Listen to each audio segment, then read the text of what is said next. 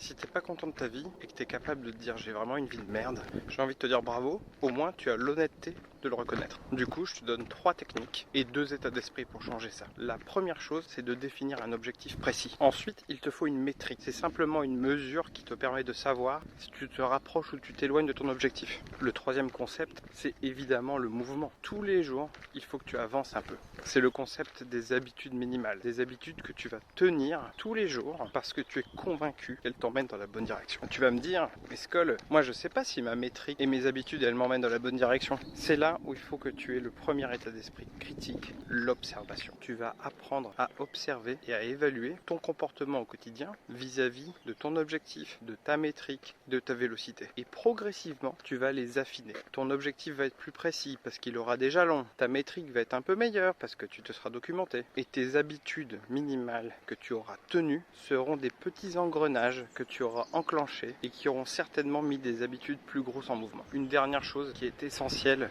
tu es responsable de toi-même. Ça sera jamais en t'apitoyant et en te comparant que tu vas changer ta vie. Surtout pas de mentalité de victime. Si ces conseils te parlent, alors abonne-toi. Ça pourrait changer ta vie pour pas cher.